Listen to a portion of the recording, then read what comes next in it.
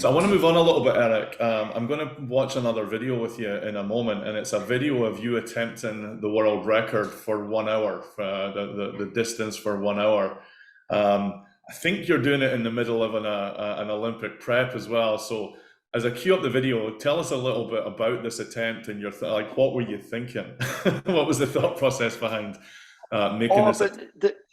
Yeah, when we were doing, like when we were obviously training, you know, we were trying to find things that were going to make us better, right? And you find little gems. And for us, because we were doing quite a bit of stuff on the rowing machine, it was like, okay, can we actually do something which is really going to test ourselves? And of course, when you've got a world record, you know, like in any sport, you're like, why can't I target that? Like, could I beat that? Because it's something you can't, like, somebody's obviously spent a bit of time and effort getting to a point of trying to break a world record. And so we just used to look at them and target them and say, right, let's do this, let's do that. Like Hamish was sitting on the bike trying to go for like an hour record on the watt bike, and he set a few of the records like while he was training on that, because that was his thing, whereas my thing was on the rowing machine. And it was basically just like, the records are there to be broken, so like, why not have a go at it? And we just sat down with our physiologist and our coach, and he's like, you can't do it next week. You could probably do it in 6 weeks' time, once we've done a bit of practice for it and we've prepped for it and we've made the program around you doing this. He's like, and I'll give you the best opportunity with our training going forward for the next like nearly 2 months.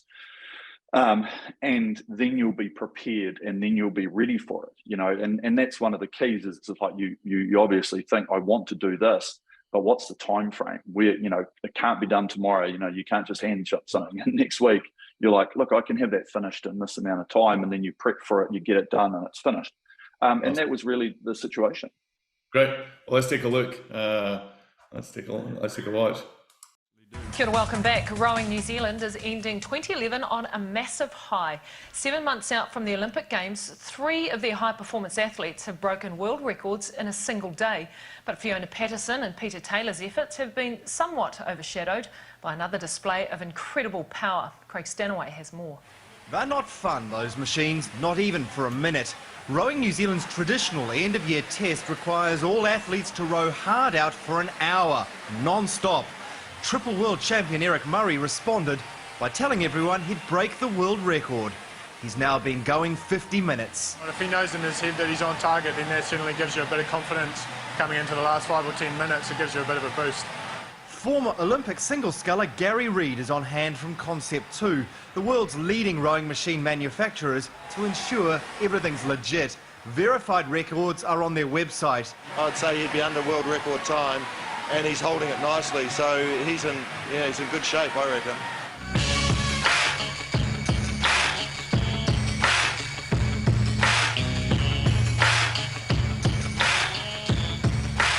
Exhausted, unable to talk, it's his heart monitor that speaks volumes. So basically, after 10 minutes, he was really working quite hard, and he was actually able to maintain that. So that's really quite impressive. So for 50 minutes, essentially, his heart rate was above 190 beats a minute. Pretty much, yeah. And he maxed at 201 beats per minute. It's a real prick of a thing, really. And it's something Dick Togs has introduced to the team to make them really push the limits. Typically at Rowing New Zealand, there's no fanfare. The only trophy for his efforts, a mop, to wipe up his sweat. Craig Stanaway, One News. I'm going to come back to that mop later, so just don't mention the mop. I'll come back to that later. Heart rate at 200 and whatever, it's insane. But the thing was, we planned it. We had planned it with Dan, our physiologist, and he's like, you're going to get up to about, he's like, you should, with the way your heart works, he's like, it'll spike at the start. And he'd set me a target, and he's like, I think you can hold like 136 on the split. So we set it up to watch it. And he's like, after 10 minutes, it'll probably be 180, 185, and then it'll go up probably in increments. And he said by halfway, you might be pushing, 188, 187. And of course, after like 5 minutes, it's already at like 188. I'm like, shit. But of course, you've committed to doing it. And it's like, you either got to stop and rethink it, or you just carry on and see if you can manage it. The last 15 minutes was pretty hard, I'm not gonna lie. But that was a situation. It's like you set out for a plan, right? And it's like, oh, this isn't what we've completely planned, but is it salvageable, or are we gonna die a death, 1,000 deaths, or do we actually just go, you know what, let's screw it, let's just continue going and see what happens, and if it works out, great. If we struggle to the end, not a big deal.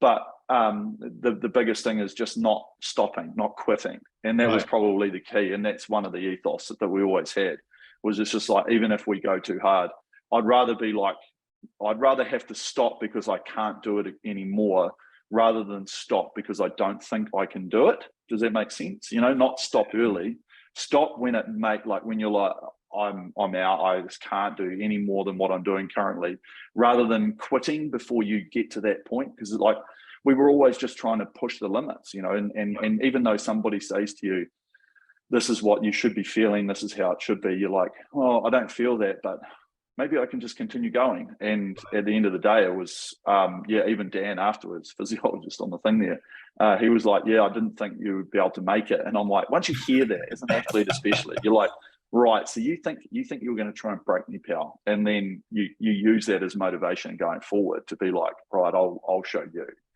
I love that. And yeah, I'm going to go back to your book. You know, there's a moment early in the book where you talk about your school principal made you a prefect at the school because of the influence, and I think it was a good influence, but because of the influence he saw you having on the other kids around you. And when I watched that record attempt, I kind of wondered, like, is that the prefect sitting there? Is that someone that's setting an example to the rest of the team? Was it really just an individual, this is for me and I'm going to do this? Or is it a bit of kind of like, let's raise the bar for, you know, everyone around us? Yeah, there is a bit of that, because like, especially in rowing, you've got, you know, it's a very, like most sport, I guess, sport's very easy to use as the example, where you give everybody a test, right? You go, we're going to row for 5, whatever. Someone's at the top, someone's at the bottom, and everybody else is stacked in between. And that's literally how it goes. And so for different tests, I was either at the top or near enough to the top. If it's short sprinting stuff, we had some really powerful guys in the team. And then, of course, so you get these different things, and it's like, well, if I can show that I can do it, then surely other people should look at it and say, well, I'm not that far behind him. So then that should raise their bar. And that's what we were trying to do, is not only raise our bar, but raise everybody else's at the same time. So you get, you know, and on that day, we had a couple of people that broke, like Fiona, she broke it, and Pete, he broke the lightweight one. And so we were all just like, we all thought we had the ability to give it a nudge.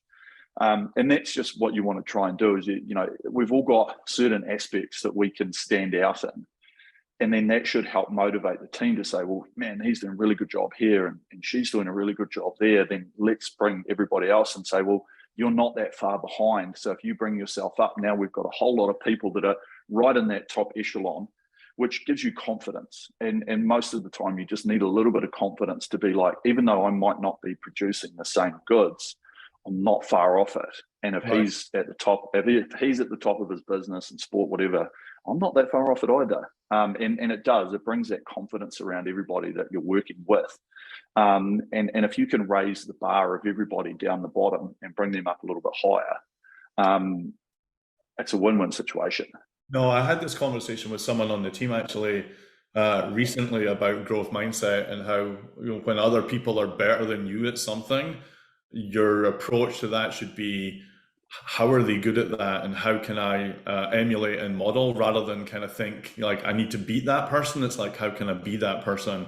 And obviously that kind of mindset comes from sport and comes from high performance. Go on. And saying that, when I was a youngster coming through the program, I was just looking at the people that were above me. You know, there were guys that had just been to Sydney Olympics and they were in the program, and I'm looking at them on the rowing machine going, wow, you know, like, and I'm a 19-year-old kid basically looking at what they're doing going, holy shit, this is amazing.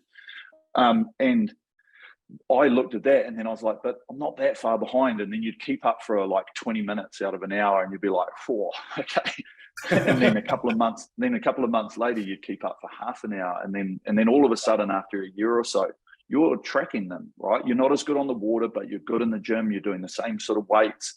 You're like, oh, I'm squatting more than that guy. And so now you start thinking about it, and you go, well, I might not be like proficient as that person, and where it counts, which is out on the water, but physically I'm just as good as what they are. And so then you start looking at the other bits that you need to be good at.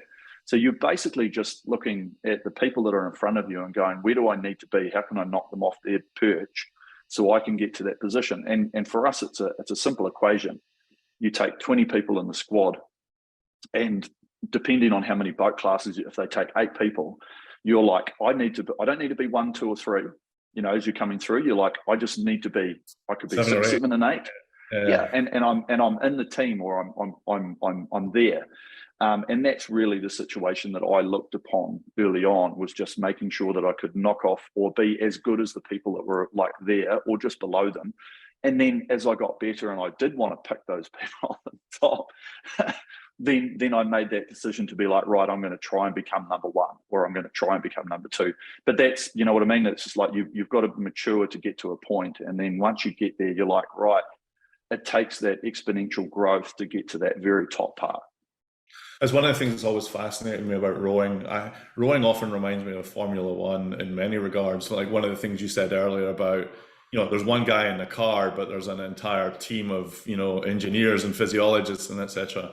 But I think rowing, almost uniquely, there's so much competition within the team for a place in the team, and then as soon as you're in the team, that goes away, and now you're competing against other countries. So I want to talk about competition a little bit, but going back to your world record attempt, you're publicly posting these erg scores. They're on the Concept 2 logbook, right? You're being very public about where you are in your training cycle.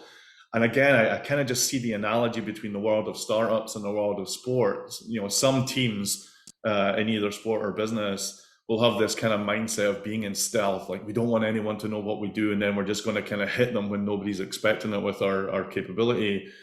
And then what you did, posting your erg scores, and for Tokyo, we saw like Tom George and Mo were going back and forth on the 2K attempts from their barns and their kitchens. And that was like, in the startup world, it's like building in public. Like, we're not being shy about showing people what we're doing and the progress we're making. So, what's your philosophy there? Are you like a keep your head down and not worry about everyone else? Or is there an element of psyching a team out as well? Just like, look how good we're doing it.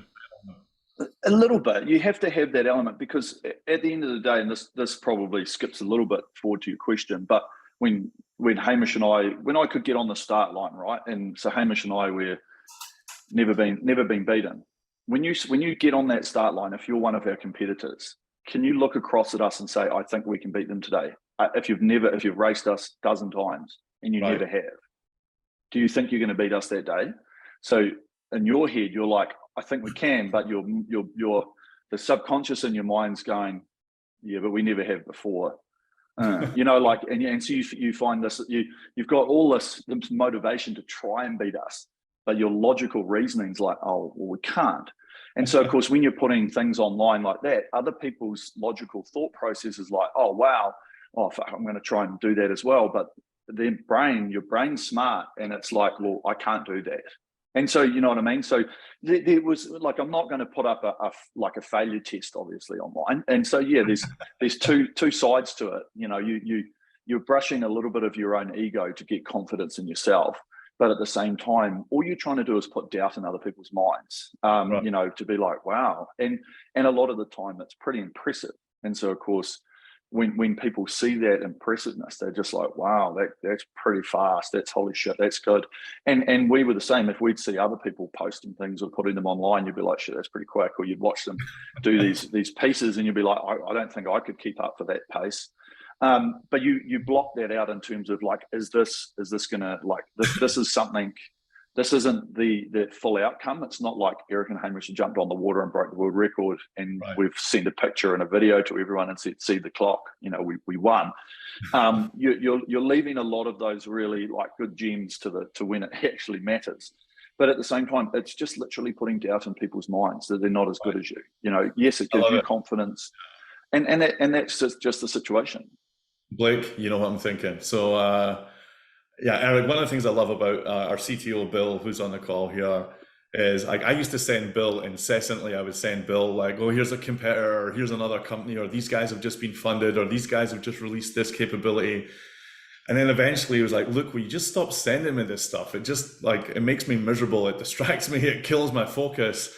I know Bill's philosophy is, pretty much as long as they're behind me, I don't need to know about them. You need to know about them, but I don't need to know about them. And it's like this kind of player coach strategy for Ross and I. It's like, don't tell Bill, but can you see what these guys are doing? Because for Bill, we just want to keep clear water in front of him, keep him and the team focused on going forward.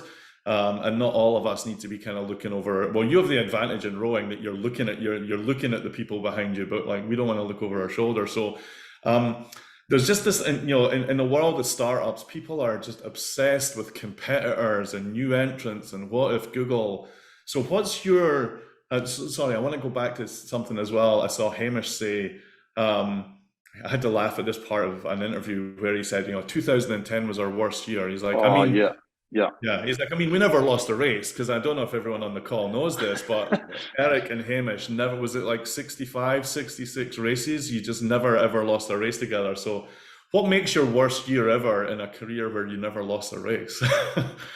Oh yeah, the one. So we had our home world championships here in 2010 in Lake Karapara, New Zealand, and it's the first time since 1978 that they've actually brought the world championships down to like New Zealand. So it's a once in a couple of generations sort of opportunity. And we had won everything overseas. We raced our semi-final. We had this amazing rivalry with these two great British guys who were the best in the program, probably a couple of the absolute best in the world. And we gave them the hiding in the semi-final. And then our whole, I look back on it now, but it was a defining point in our career where our race tactic on that final, we'll just track the British. We'll see what they're doing. We'll react to everything that they do. And that was our philosophy. And we were like, we'll get out in the start. We've got our race plan and everything. But it was just like, they are the only ones that are good enough to be with us in this race. So we'll just react to everything that they do. And so, of course, we first quarter, okay, yeah, that's probably what we're thinking. First half, oh shit, I thought we might have had a little bit more of a gap. And then we get to the third quarter, so we've got a minute and 30 seconds to go. And I'm like, Jesus. And I had to turn around and look at where they were, because they were in front of us by like 3/4 of the length. And I'm like, wow, okay. And so it was all reactionary. Everything we were doing was reactionary. And we had to pull a very large rabbit out of a very small hat. And we got back in front, and it was on the race was on that video you saw, like we won by about a foot. And yeah, amazing. We're like, wow, what a race. The crowd was going absolutely nuts and everything. But when we finished it, we were like, how stupid were we? Like we literally, like if we had lost that race, we would have just been like, oh, they got away from us. And we'd be like, yeah, but we just didn't do what we needed to do and race to the best of our ability. And that was the turning point in our thing. It was like every time we went in, yes, you want to know where people are, but you want to try and block out the noise, of everybody else doing this and other people saying how good we are and they're doing this and they're real fast and all this sort of other crap. And you just go, righto, I'll know that you're there, but you're just still outside my blinkers. And then just do the best of your ability. And our philosophy was going forward after that was like, we will go from A to B, start to finish, as fast as we can. And if anybody else can keep up with us, good luck. And we didn't hold back in any sort of race, because in racing, you're like 3 days, especially at a World Cup, you got to race Friday, Saturday, Sunday. So you just want to do just enough. And we were like, yeah, but let's just see if we can actually do a little bit more than just enough and still be good enough at the finals race to go well. And then what we were doing was we were winning these races where most people like back off a little bit to save some energy. We're winning some heats and semi-finals by 12, 15 seconds, and everyone's like, holy shit, these guys are going fast. So then you start putting doubt into other people's minds, which we talked about just before. And that was the situation. So yeah, like our worst year in terms of like, I guess our mental side was that 2010 year. And then going forward, we went to another level. We were like, as long as we give our best opportunity every time, if somebody did beat us, and we had a few other close races in that time that people would like absolutely throw the kitchen sink at us, But if we could live up to our own expectations, what we thought we were capable of achieving, you've got to be content and happy with that. And that was the philosophy going forward. No, I love it. I mean, if you were in my world of like fundraising, like you would have been made to get a 2x2 matrix drawn up of all the different teams and what are their strengths and what are their weaknesses. And the reality is like, you don't care. You're just making your own vote go faster. And I think, you know, we need to get this presentation out to some more VCs. Oh yeah, for sure. So I want to sort of change tack a little bit here. Just going through some of my notes here. And I want to go back to, or take everybody back to that video of you breaking that, you know, breaking that 1 hour record. And it reminded me of the second most famous team in New Zealand after the Kiwi pair. I think the All Blacks, right? The second most famous team. Yep. And like one of the books that I really enjoyed on leadership, I'm sure you've seen it if not read it, is Legacy, about the culture of the All Blacks. It's like such a great book or audio book. About the All Blacks culture, and I actually want to play the team a little bit of a video clip of the author of that book talking about the All Blacks and talking about the culture, and then I want to come back and chat with you a little bit about culture as well.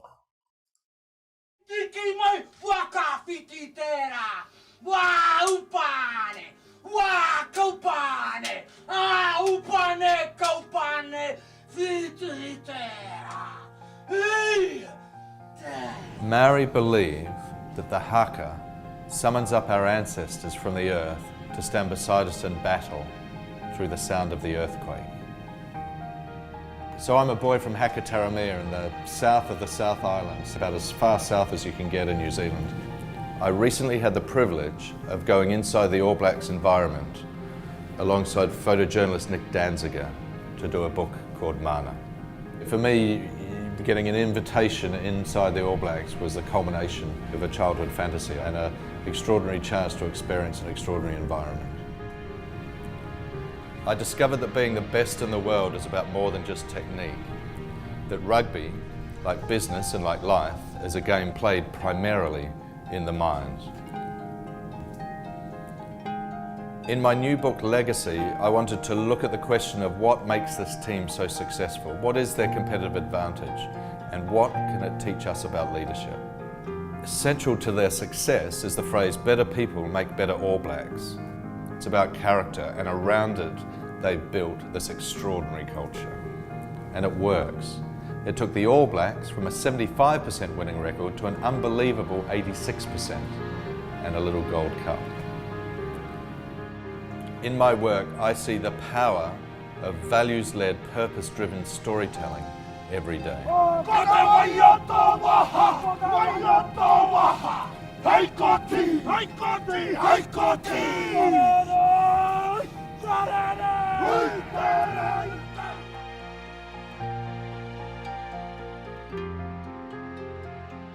learned a lot about the important things in life from this project, not least of it how fleeting it is. During the course of the project, I lost my grandmother, and then my father, and then I lost a big part of the city of my childhood, Christchurch, to an earthquake. The sound of the haka is the sound of the earthquake. It summons up the spirit of our ancestors to stand beside us in our struggle here on earth.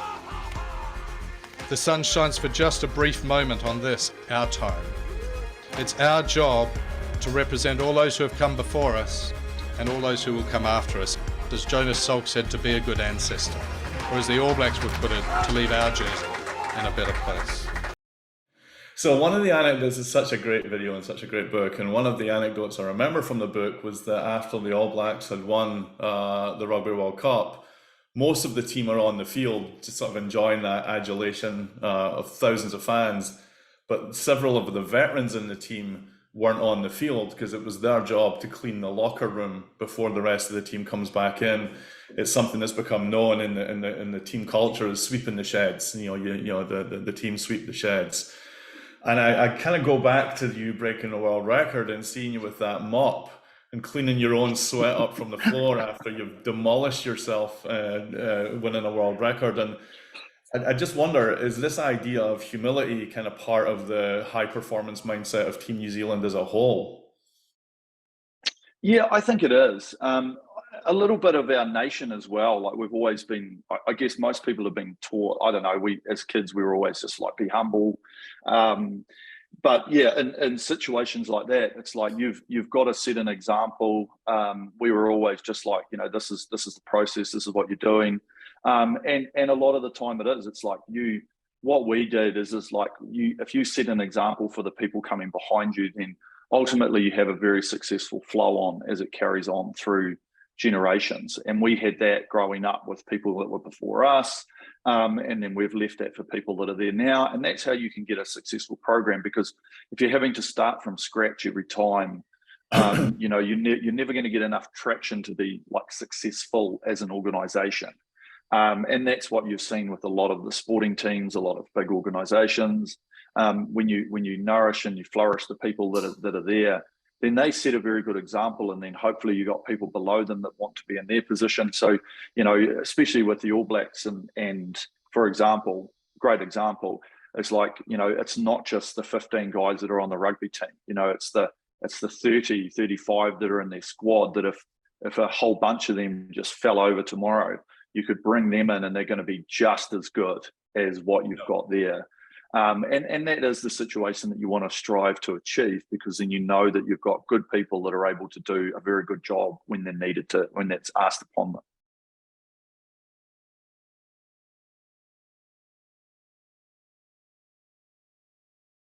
It's like if I can give somebody a little bit of help to make them better sooner, or not make the same mistakes that I did, then surely it leaves it in a better place.